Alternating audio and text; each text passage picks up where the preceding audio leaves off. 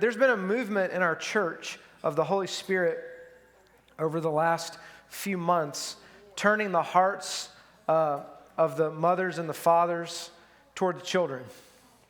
But it hasn't only been the mothers and the fathers, it's been God turning the hearts of the adults toward the children. I've had more people come out of the woodwork and say, I'm going to start giving my life to children, or laying my life down for children on Sundays and in various ways. I've seen more of that happen over the last couple of months than I have at any other time in my ministry, okay? And it's not because of me, it's just I'm telling you what I've witnessed. It's because of him. Now, Sarah signed up to do this role last fall, and we're so excited. Someone stepped up from among us. I'm not about to say she's done, all right?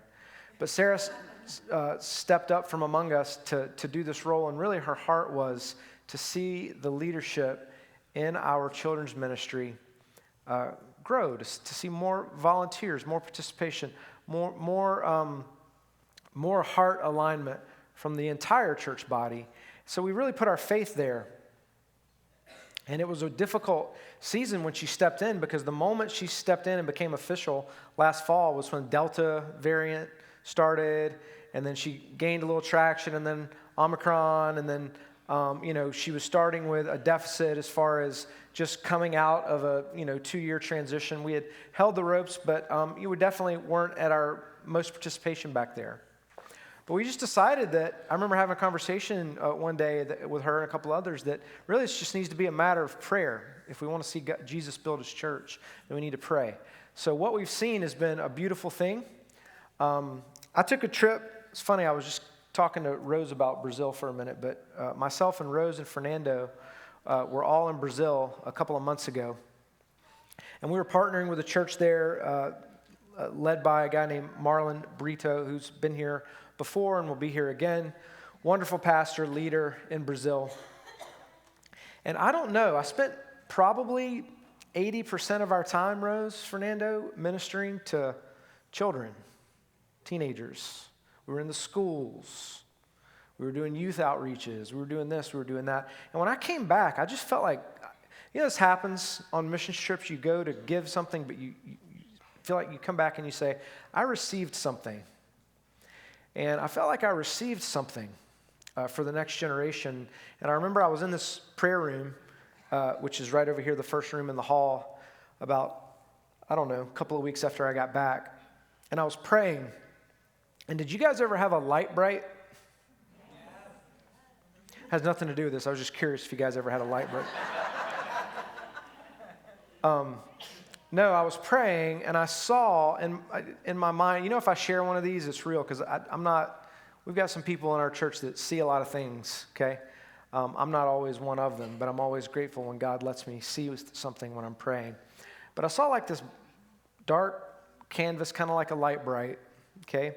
And the reason I say it was a light bright is because I just began to see all these little lights come on. Like, you plug one in, and then it lights up. And while I was praying was when I saw this image in my mind, and I have to tell you, I just sensed that it was connected to children and to youth. And the way that it resonated in my spirit was that there are, Jesus said, my sheep know my voice. And that there are children and youth, and this is true for adults as well, but there are children and youth in the city that we just need to share the goodness of God. They need to hear the story of who he is. They need to know that Jesus is life. And they're going to hear that, and they're going to respond. Now, I'm not saying 100% will respond, but I just feel moved and urged to overflow that with you. The very next Sunday, we were praying before the service, and some people began to pray into the word that they kept using. The very next Sunday before the service was a harvest.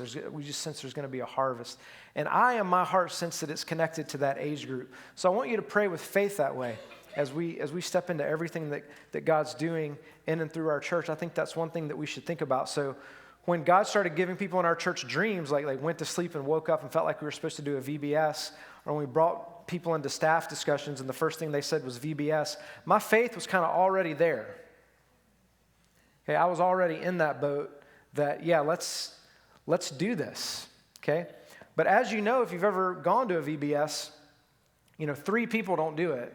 It's a collective church effort, right? But it's you saying, if I have time, maybe I'm good at set design. Maybe I'm good at some of the science stuff that they're going to connect to the gospel. Maybe I'm good at being up front. Maybe I'm good in a skit. Maybe I'll help with some of the crafts they do. I can do this. I can do that. You don't have to be the person teaching at the VBS, but you do have a gift. And I've said this before. Some people are unbelievably talented with children, but there is no spiritual gift of ministering to children. Okay? There's no spiritual gift of ministering to children. Now, someone can be anointed with children and all that, but what I'm saying is everyone is in their zone in whatever capacity that the Lord has equipped you. So if you want to be a part of this VBS, but you say, well, I don't know, I'm not like the person that the kids just run up to. You just saw me get rejected by like 3 kids right here on stage, all right? It happens, okay? So that's okay, but you have an opportunity. If Jesus Christ is life, okay? If he's life, right? Is he life? Yes. If he's life, I mean fullness, why would we not want to impart that to children? Why would we not want to impart that to children and youth if he's life? The answer is we would. We would. I want to talk to you. No, I'm going to wait. Because we're going to talk about that another week. Wherever you are in your relationship as a mother, to your mother, with your mother,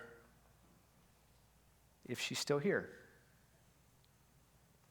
I want to acknowledge that everyone in here today may not be having the same positive emotion that the expectation of a day like this creates. Okay? Now, what do you mean? Well, that means some of you may be living in an ongoing conflict with your child as a mother. Some of you may be living in an ongoing conflict with your mother as a child. Some of you may miss your mother. Some of you may have regrets as a mother. Okay? Some of you may be very happy today. Some of you may be happy that God has restored things, but you may be heavy today.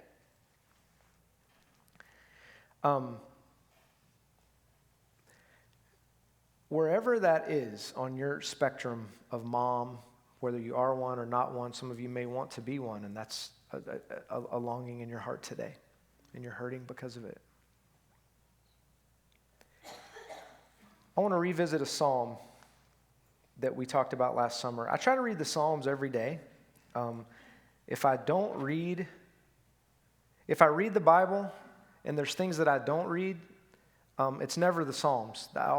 If I read the Bible every day, which I try to most days, but some days I don't. Some days I don't do it. Most days I do read the Bible. I've had to learn to do that because it's like I have to eat.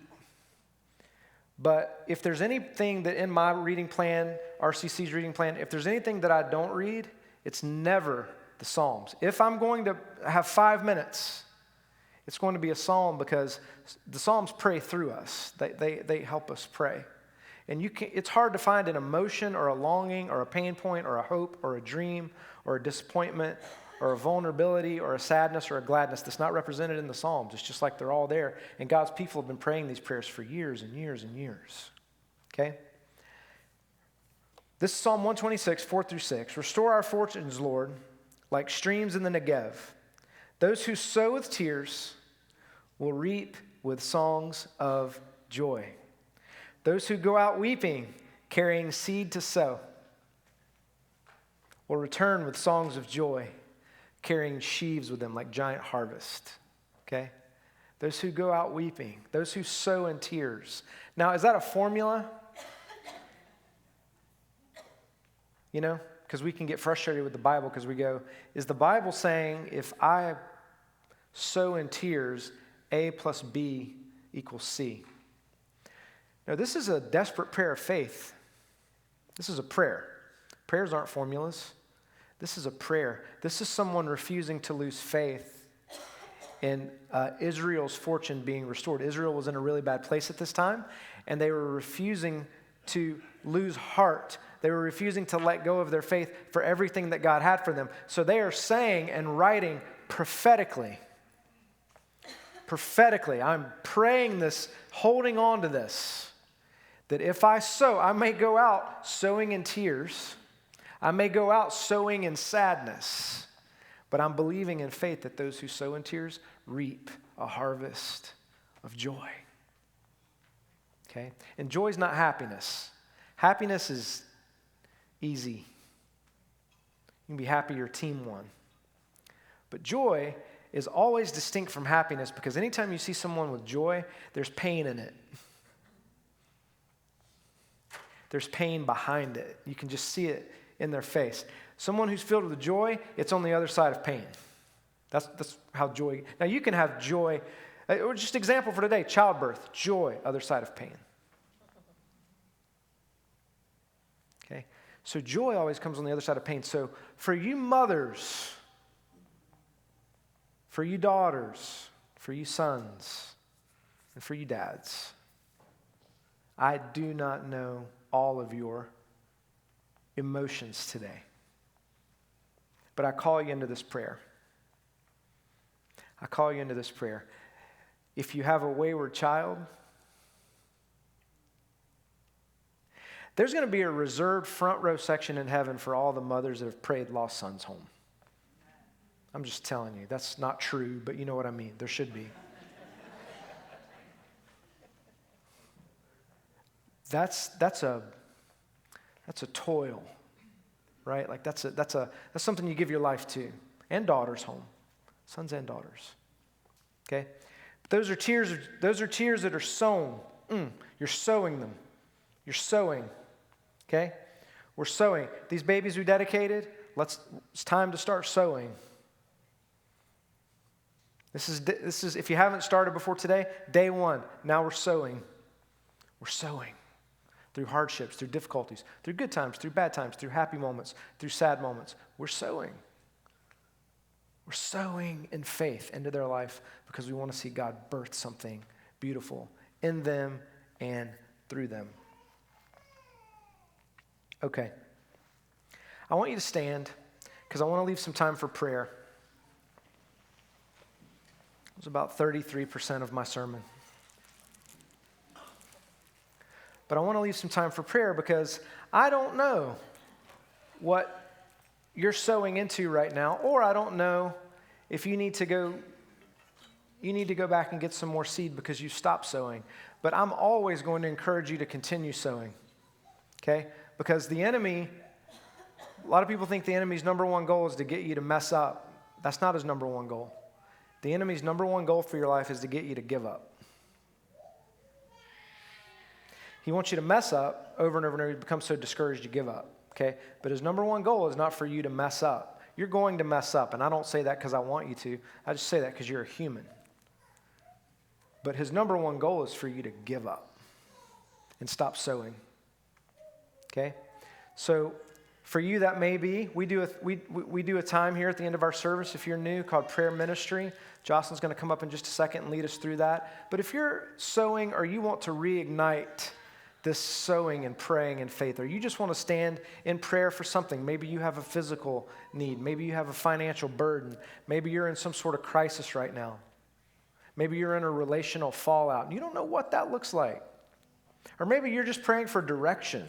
Like, what's next? What does God have for me and my family next? Or what does he have for me next? All of those are reasons to come forward. And we have people here called prayer ministers that are trained and equipped to pray for you. So I'd like to invite our prayer ministers to come down right now and just be down front. And then if you want to receive prayer for anything, something that I said or something that you walked in with carrying on your heart, you can come down right now. You don't have to be a part of this church to come down for prayer. But we ask that when you come down, you just kind of stand like this. And if you're comfortable, you can open your hands because our body language says a lot. When I approach someone and they're doing like this, it tells me something. They're holding on. They're defensive. Okay? You may be uncomfortable, but it's a beautiful act to open your palms and say, God, whatever you have, I'm open. People are going to come by, lay a hand on your shoulder. They're going to pray for you. And if they believe that the Holy Spirit gives them anything to pray over you, they're going to pray that over you. I'm going to stay up here and I want you to pray for people, okay? If God gives them something to pray over you, they're going to pray it over you. So right now, if you want prayer, I want to invite you to come down.